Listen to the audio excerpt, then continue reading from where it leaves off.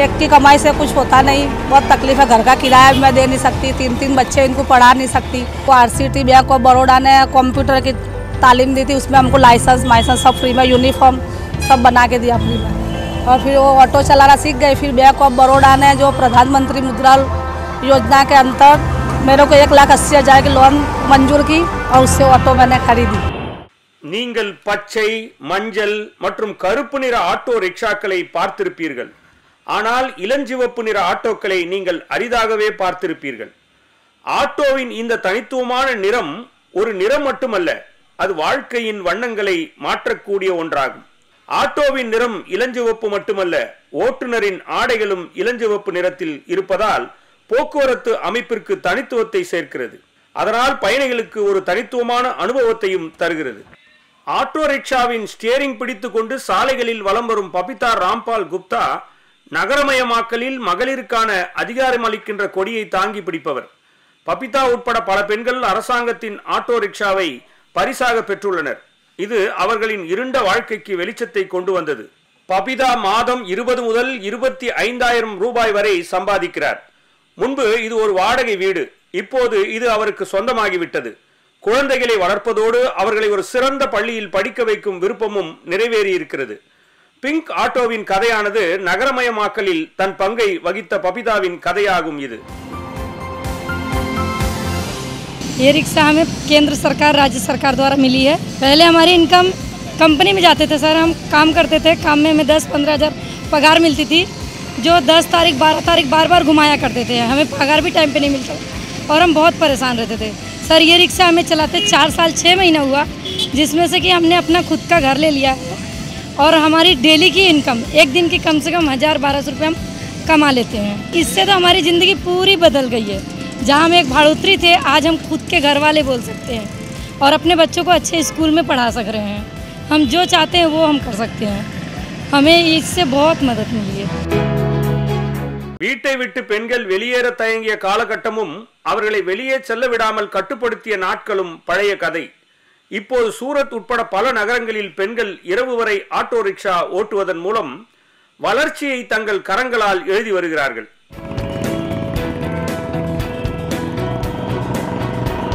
Pink auto हमको जो मिली उससे मुझे बहुत ही राहत मिली है। अभी बच्चों को भी मैं बहुत अच्छे से हम पढ़ा सकते हैं, उनको ट्यूशन भी करवा सकते हैं। हम पहले बड़े के घर में रहते थे, अभी अपना खुद का घर भी ले लिया है और हमारी जो आर्थिक परिस्थिति जो है वो पहले से पिंक ऑटो चलाने से पहले से ज़्यादा बेहतर बन गई है, बहुत अच्छी बन गई है। இந்த அருமையான முயற்சியில் நல்லாட்சியின் அழகிய காட்சியை நம்மால் உணர முடிகிறது. நகரத்தின் சட்டம் ஒழுங்கு நன்றாக இருக்கும் போதுதான் நல்லாட்சியின் முழுமையை நாம் உணர முடியும். சில பெண்களுக்கு சாதாரண ஆட்டோ ரிக்ஷாவில் பயணம் செய்வது கூட சங்கடமாக இருக்கிறது. அவர்கள் தகுந்த பாதுகாப்புடன் ஆட்டோ ரிக்ஷாவில் சவாரி செய்ய பிங்க் ஆட்டோ ஒரு வரப்பிரசாதமாக அமைந்துள்ளது. मैं कॉलेज जाने के लिए घर से निकलती हूँ तो मुझे अच्छा फील नहीं होता है, रिक्शा पकड़ने में बहुत तकलीफ होती है। फिर बाद में मुझे पिंक ऑटो दिखती है, पिंक ऑटो में बैठना मैं ज़्यादा पसंद करती हूँ क्योंकि वो लेडीज़ की होती है और उसमें सारे गर्ल्स बैठे रहते हैं। சாலைகளில் பெண்களின் பாதுகாப்பு குறித்து பல நேரங்களில் கேள்விகள் எழுகின்றன. ஆனால் பெண்களே ஆட்டோ ஓட்டுவதன் மூலம் பெண்கள் தங்களது தன்னம்பிக்கையை வெளிப்படுத்துகிறார்கள். இது நாட்டுக்கு ஒரு நல்ல அறிகுறியாக தென்படுகிறது. 20 வருட சேவை, அர்ப்பணிப்பு மற்றும் நல்லாட்சியின் பொன்னான பயணத்தின் காரணமாக இது சாத்தியமாகி உள்ளது. குஜராத் முதல்வராக துவக்கி நாட்டின் பிரதமருக்கான பயணத்தில் பிரதமர் மோடி வளர்ச்சிக்கான ஏற்பாடுகளை செய்து வருகிறார். அதன் அழகிய வெளிப்பாடு முதலில் குஜராத்தின் வளர்ச்சியின் முயற்சிகளில் காணப்பட்டது. குஜராத்தின் வளர்ச்சி மாதிரியை ஏற்றுக்கொண்டு நாடு முழுவதுமே புதிய சாதனைகளை படைத்து வருகிறது. 2014 பெரும்பான்மையுடன் மத்தியில் ஆட்சி வந்த பிறகு ஏழைகள் மீது பிரதமர் நரேந்திர மோடி காட்டும் அர்ப்பணிப்பின் விளைவாக சமூகத்தின் ஒதுக்கப்பட்ட மக்கள் கூட இப்போது சமூகத்தின் முக்கிய நீரோட்டத்தில் சேர்ந்து பயணிக்கிறார்கள். मैं गवर्नमेंट को पूरी तरह से सपोर्ट करती हूँ। Modi government is doing a great job, उन्होंने बहुत कुछ किया है। My salute. ஏழைகளும் தொழிலாளர்களும் வியர்வை சிந்தி தங்கள் கடின உழைப்பினால் ஒரு நகரத்தை உருவாக்கி சீரமைத்து அதனை மெருகேற்றுகிறார்கள். இந்த தொழிலாளர்கள் தங்கள் சொந்த தேவைகளை பூர்த்தி செய்து கொள்ள முடியாத நிலையில் இருந்தபோதும் தங்கள் வாழ்நாள் முழுவதையும் நகரத்தின் முன்னேற்றத்திற்காக அர்ப்பணிப்பதிலேயே செலவிடுகிறார்கள். இப்படித்தான் கனவுகளின் நகரம் உருவாகிறது. ஆனால் இப்போது தொழிலாளர்கள் மற்றும் ஏழைகளின் வியர்வைக்கான சரியான கூலி கிடைக்கிறது. அவர்கள் நகரமயமாக்கலின் சகாப்தத்தில் இணைகிறார்கள் மற்றும் அவர்களின் சொந்த உலகமும் வளமாகி வருகிறது. சாமானிய மனிதராக இருந்தாலும் வசதி படைத்தவராக இருந்தாலும் எல்லோருமே தனக்கென ஒரு வீடு வேண்டும் என்று விரும்புகிறார்கள். குறிப்பாக நடுத்தர வர்க்கத்தில் வசிப்பவர்கள் பல வருடங்களாக இந்த கனவோடு வாழ்கிறார்கள். சிலருடைய கனவுகள் நனவாகின்றன, ஆனால் சிலருடைய கனவுகள் கலைந்து போகின்றன. சமுதாயத்தின் விளிம்பில் உள்ள மக்களுக்கு ஒரு முழுமை பெற்ற சொந்த வீடு வேண்டும் என்பதை விட சிறந்த கனவு வேறொன்றும் இருக்க முடியாது. பிரதமர் நரேந்திர மோடி ஏழைகளின் கனவுகளுக்கு சிறகுகள் அமைத்து கொடுத்துள்ளார். சமூகத்தின் ஏழைகள் தங்களது கனவுகளோடு உயரமாக பறக்க தொடங்கிவிட்டனர். பிரதமர் நரேந்திர மோடியின் தொலைநோக்கு பார்வையால் இது சாத்தியமானது.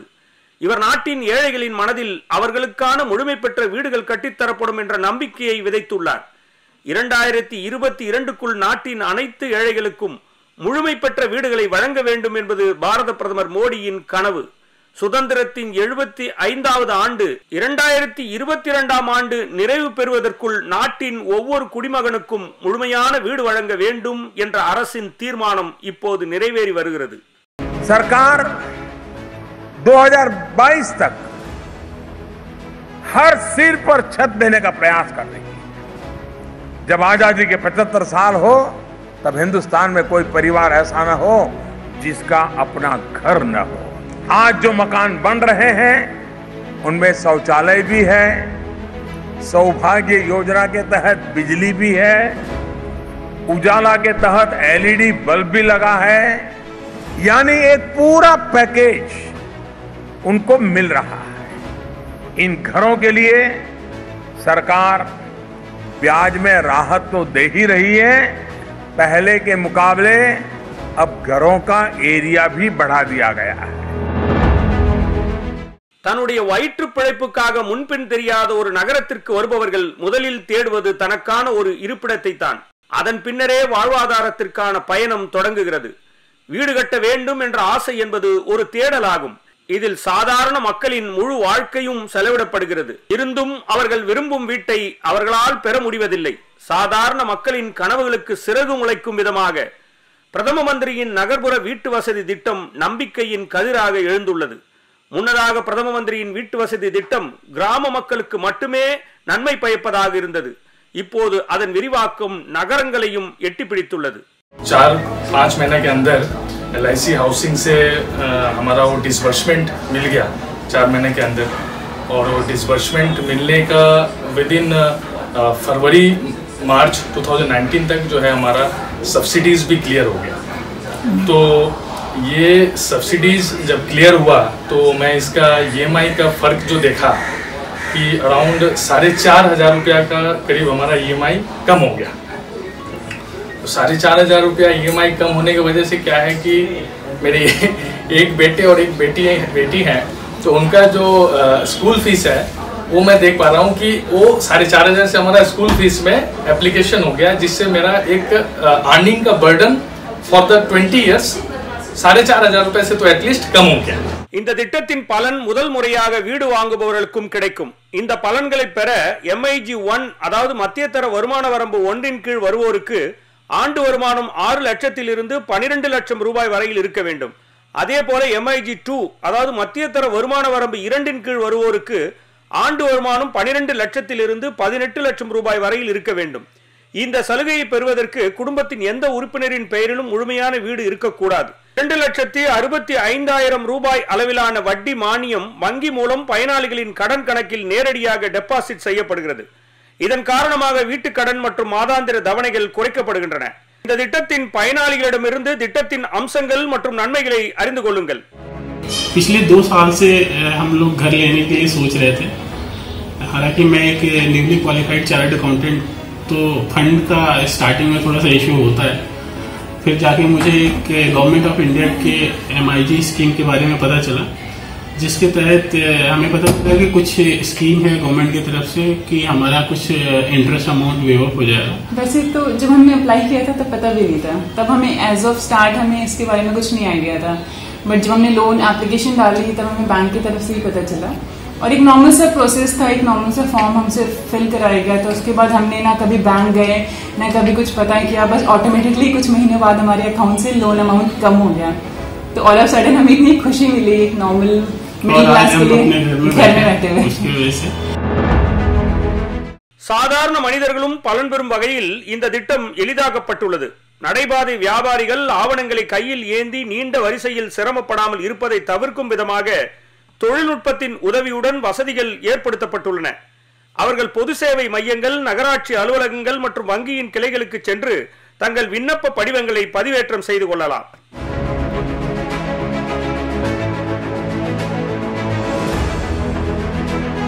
इस योजना को ऐसे ही इतना सरल बनाया गया है कि सामान्य से सामान्य व्यक्ति भी इससे जुड़ सके। इसमें टेक्नोलॉजी के माध्यम से ऐसी व्यवस्था की गई है कि रेहड़ी ठेले वाले साथियों को कागज जमा कराने के लिए लंबी लाइनें नहीं लगानी होगी। आप कॉमन सर्विस सेंटर में, नगर पालिका कार्यालय में, बैंक की ब्रांच में जाकर अपना आवेदन अपलोड कर सकते। பிரதம மந்திரியின் தற்சார்பு சுயநிதி திட்டம் ஜூன் 2020 ஆண்டு வீட்டு வசதி மற்றும் நகர்ப்புற விவகார அமைச்சகத்தால் தொடங்கப்பட்டது. இந்த திட்டத்தின் கீழ் ஊரடங்கு காரணமாக பாதிக்கப்பட்ட தெரு விற்பனையாளர்கள் தங்கள் வாழ்வாதாரத்தை மீண்டும் தொடங்க மலிவு விலையில் மூலதன கடன்கள் வழங்கப்பட்டன. 10,000 ரூபாய் வரையிலான கடன் உதவி வழங்கப்பட்டது. இதனை ஒரு வருடத்தில் மாதாந்திர தவணைகள் மூலம் திருப்பி செலுத்த வேண்டும். लॉकडाउन में हमारे को 3 महीने 4 महीने गिराक नहीं हुआ, हमारे को परेशानी है, गिराक प्रोटेक्शन नहीं हुआ पैसे, और खाने को भी नहीं मिला हमारे को, बहुत परेशानी है। सीएम स्वनिधि वाले हमारे को लोन दिए 10,000, और वो लोन दिए बाद में हमारे को मैं कारोबार अच्छा चल रहा मेरा। मैं पर्स, बेल्ट, चश्मे का व्यवसाय करता हूँ। प्रधानमंत्री स्वनिधि योजना से जो मेरे को 10,000 रुपये का लोन मिला, उससे मेरा धंधा वापस चालू हो गया है। मेरा परिवार और मैं सब बढ़िया व्यवस्थित कमा खा रहे हैं, और मेरा लोन 2 या 3 दिन में पास हो गया और पैसे मिल गए। इसके लिए मैं प्रधानमंत्री और मुख्यमंत्री का कोटि कोटि धन्यवाद करना चाहता हूँ। தெருவோரம் பொருட்களை விற்கும் விற்பனையாளர்கள் பொருளாதாரத்தின் மிக முக்கியமான பகுதியாக இருக்கின்றனர். நகரத்தில் வசிக்கும் மக்களின் வீடுகளுக்கு மலிவு விலையில் பொருட்களை விற்பதில் இந்த தெரு விற்பனையாளர்கள் முக்கிய பங்கு வகிக்கின்றனர். இவர்கள் வெவ்வேறு பகுதிகளில் விற்பனையாளர்கள், கோம்சேவாலாக்கள், தேலாவாலாக்கள் மற்றும் தெரு விற்பனையாளர்கள் என்று விதவிதமான பெயர்களால் அழைக்கப்படுகிறார்கள். காய்கறிகள், பழங்கள், இறைச்சி, தேநீர், பக்கோடாக்கள், ரொட்டி, முட்டை, உடைகள், ஆடை, காலணிகள், செருப்புகள், புத்தகங்கள் போன்றவை தெரு விற்பனையாளர்களால் விற்கப்படும் பொருட்களில் அடங்கும். இந்த சேவைகளில் முடித்திருத்தும் கடை, செருப்பு தைத்தல், பான் விற்பனை, சலவை சேவைகள் ஆகியவை அடங்கும். लॉकडाउन में मेरा धंधा बंद होने से परेशानी हुई। सरकार से मुझे मुफ्त अनाज मिला। इसके बाद मैंने प्रधानमंत्री स्वनिधि योजना में 10,000 रुपये का लोन लिया, जिससे मुझे ब्याज माफ़ है। आज मेरा परिवार खुश है और मेरा लोन 2 दिन में पास हो गया। मैं प्रधानमंत्री और मुख्यमंत्री जी का धन्यवाद करता हूँ। ஒரு அழகான நகரத்தை உருவாக்குவதில் நல்ல இயக்கமும் இணைப்பு வசதிகளும் முக்கிய பங்கு வகிக்கின்றன. 2001 பிரதமர் மோடி குஜராத்தின் முதல்வராக பொறுப்பேற்ற போது 1 அல்லது 2 நகரங்களை தவிர நாட்டின் பிற பகுதிகளில் மெட்ரோ ரயில் வசதி இல்லை. 2014 ஆண்டில் 5 நகரங்களில் மட்டுமே மெட்ரோ ரயில் வசதி இருந்தது. இன்று 18 நகரங்களில் மெட்ரோ ரயில் சேவை முழு வீச்சில் உள்ளது. 2025 ஆண்டுக்குள் 25க்கும் மேற்பட்ட நகரங்களுக்கு மெட்ரோ ரயில் சேவையை விரிவுபடுத்த முயற்சிகள் நடந்து வருகின்றன. முதலமைச்சரிலிருந்து பிரதமருக்கான பயணத்தில் தனது தொலைநோக்கு சிந்தனையால் பிரதமர் மோடி அவர்கள் நாடு முழுவதும் மெட்ரோ ரயில் சேவையை அமைத்துள்ளார். இது நகரமயமாக்கலுக்கு வழிவகுக்கிறது.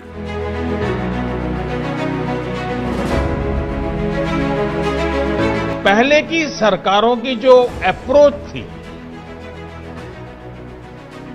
हमारी सरकार कैसे काम कर रही है, इसका बेहतरीन उदाहरण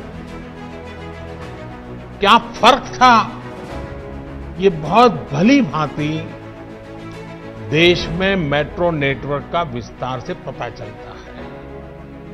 2014 से पहले के 10-12 साल में सिर्फ 225 किलोमीटर मेट्रो लाइन ऑपरेशनल हुई थी। वहीं बीते 6 साल में 450 किलोमीटर से ज्यादा मेट्रो नेटवर्क चालू हो चुका। इस समय देश के 27 शहरों में 1000 किलोमीटर से ज्यादा के नए मेट्रो नेटवर्क पर काम चल रहा है। தில்லி போன்ற பெருநகரங்களில் மக்கள் ப்ளூ லைன் பேருந்துகளில் பயணம் செய்ய வேண்டிய நேரம் இருந்தது. பேருந்துகளில் பெண்களின் சங்கிலி பறிப்பு மற்றும் திருட்டு போன்ற சம்பவங்கள் பொதுவாக நடைபெற்று வந்தன. ஆனால் இப்போது காலம் மாறிவிட்டது. டெல்லியில் மெட்ரோ ரயில் நெட்வொர்க் மக்களின் இதயங்களை ஆட்சி செய்து வருகிறது. பெண்களுக்கு தனி பெட்டிகள் உள்ளன. அதில் பெண்கள் அச்சமின்றி பயணம் செய்கிறார்கள். மெட்ரோ ரயில் அணுக இயலாத எந்த பகுதியும் தில்லியில் இல்லை என்ற நிலை ஏற்பட்டுள்ளது.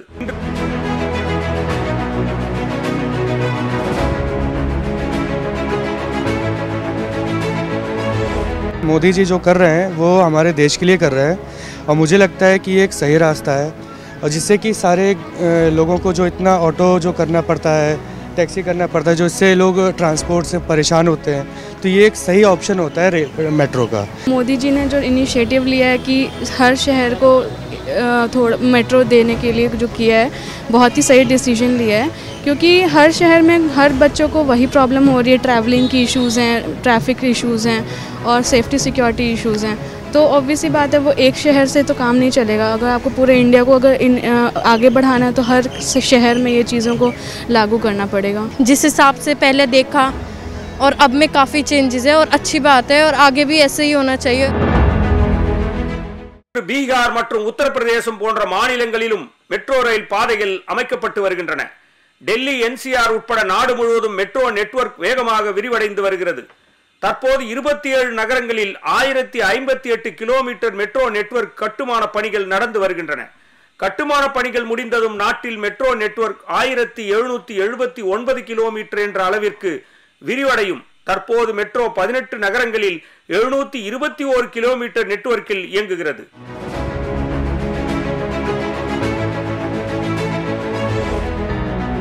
मेट्रो सुविधाएं से लोग इजीली कनेक्ट कर पा रहे हैं। जो ये बड़े तरीके से मेट्रो कनेक्ट हो रही है तो दूर दराज स्थानों पे भी लोग जॉब करने का सोच रहे हैं। Transportation system metro is better than other transportation system. ये टाइम से पहुंच जाते हैं। मेट्रो भी जाने से लोग अपने आसानी से ऑफिस, कॉलेज, यूनिवर्सिटी और तमाम जगहों पर सही समय पर पहुंच जाते हैं। और ये जो अभी बिछ रहा है इससे पहले भी बिछाने की ज़रूरत थी, क्योंकि तमाम देशों में पहले ही मेट्रो बिछ चुका है, लेकिन हमारा देश अभी विकसित हो रहा है। लेकिन अच्छी बात यह देर ही है लेकिन दुरुस्त है। கொரோனா தொற்றின் காலத்தில் எல்லா இயக்கமும் நின்றிருந்த பொழுது இந்திய ரயில்வே தனது கடமையை சரிவர செய்தது. நாடு முழுவதும் உள்ள பெரிய நகரங்களில் லட்சக்கணக்கான தொழிலாளர்கள் சிக்கி தவித்தனர்.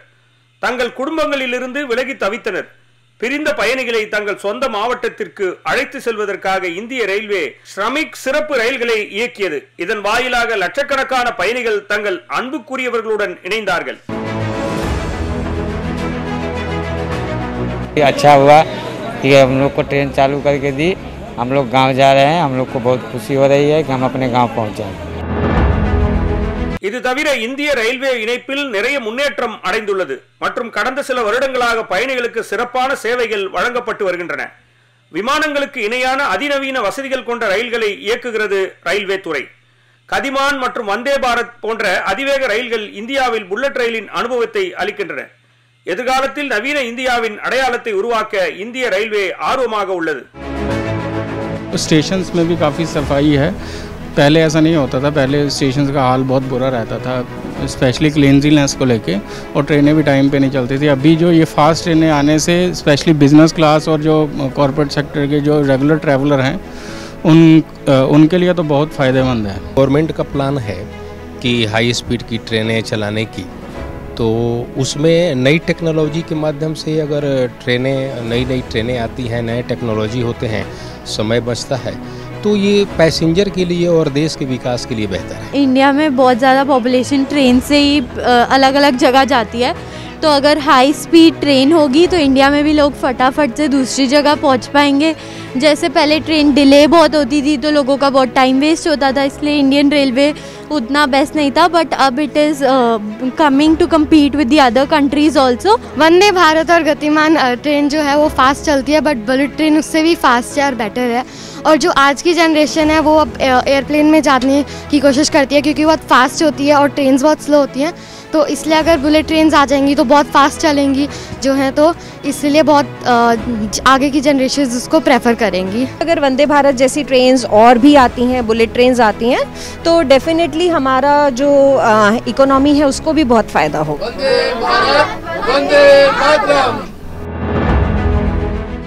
கிராமங்களில் கீழ் நடுத்தர வர்க்கத்தின் அபிலாஷைகளும் அசைக்கப்படுகின்றன. மேலும் அவை நகரமயமாக்கலின் கவர்ச்சியால் ஈர்க்கப்படுகின்றன. நகரமயமாக்கல் விமர்சனம் செய்தவர்களால் சாபமாக கருதப்பட்ட நாட்கள் போய்விட்டன. இப்போது நகரமயமாக்கல் ஒரு வரமாகிவிட்டது. நகரமயமாக்கல் ஒரு வாய்ப்பாக மாறிவிட்டது. கிராமங்களும் நகரமயமாக்கலை அடைய ஆர்வமாக உள்ளன. கிராமங்களின் வளர்ச்சி அதிகரித்து வருகிறது. குஜராத்தின் முதல்வராக பிரதமர் மோடி நகரமயமாக்கலை கனவு கண்டார். அவர் பிரதமரானவுடன் அந்த கனவு நனவாகின்றன. நாட்டின் சிறிய நகரத்திலிருந்து பெரிய நகரம் வரை அவற்றின் முழு அமைப்பும் மாறி வருகிறது.